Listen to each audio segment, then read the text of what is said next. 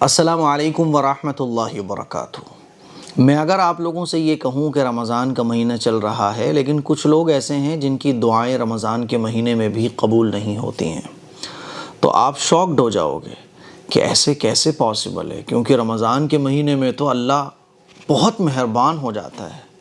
اللہ تو کہتا ہے کہ میں معاف کرنے والا ہوں۔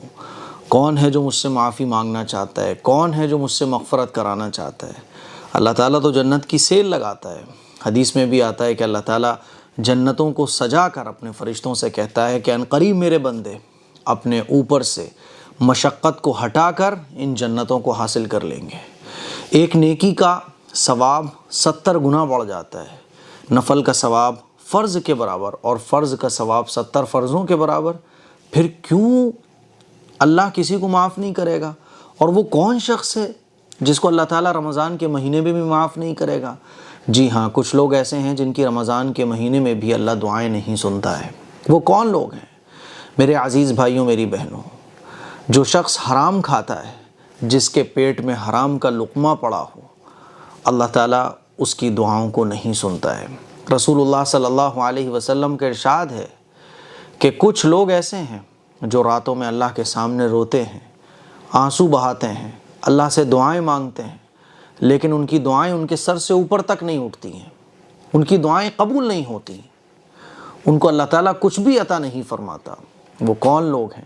وہ لوگ ہیں جن کے پیٹ میں حرام کا لقمہ پہنچتا ہے، جو حرام کھاتے ہیں، حرام کماتے ہیں، ان کی دعائیں اللہ قبول نہیں کرتا۔ تو رمضان کے مہینے میں بہت خیال رکھیں اس بات کا کہ کوئی بھی حرام کا لقمہ ہمارے پیٹ میں نہیں جانا چاہیے، حرام کی کمائی ہماری نہیں ہونا چاہیے۔ اگر کوئی شخص حرام کام کرتا بھی ہے، سود کا کام ہے، بیاج کا کام ہے، شراب کا کسی کا کاروبار ہے، کوئی سٹہ لگاتا ہے، جوا کھیلتا ہے، یا اس طرح کے بہت سارے آن لائن ایپ چلتے ہیں، ان میں پیسہ لگا کر سٹے بازی کے ذریعے پیسہ کماتا ہے، وہ یاد رکھے اس کی رمضان میں مغفرت نہیں ہوگی، اس کی رمضان میں کوئی دعا قبول نہیں ہوگی۔ اسی لیے حرام کھانے سے بچیے، حرام کمانے سے بچیے، اللہ تعالیٰ دعائیں قبول نہیں فرماتا۔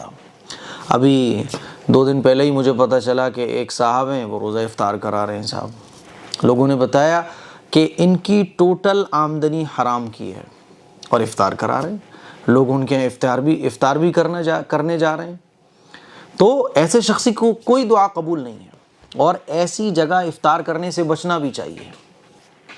حرام کما کے حرام سے افطار کرتا ہے، روزے بھی رکھ رہا ہے اور حرام سے سحری کر رہا ہے، حرام سے افطار کر رہا ہے، تو ایسے شخص کی کوئی عبادت ہی قبول نہیں، اور ایسے شخص کی کوئی دعا قبول نہیں۔ اسی لیے حرام سے بچیے، بالکل بچیے۔ میرے عزیز بھائیوں، میری بہنوں، حرام کھانا یہ بہت بڑا گناہ ہے۔ تو حرام کھانے والے کی اور حرام کمانے والے کی رمضان کے مہینے میں کوئی دعا قبول نہیں ہوتی۔ اسی طرح سے رمضان کے مہینے میں روزہ چھوڑنے والے کی کوئی دعا قبول نہیں ہوتی۔ رمضان کی جتنی برکتیں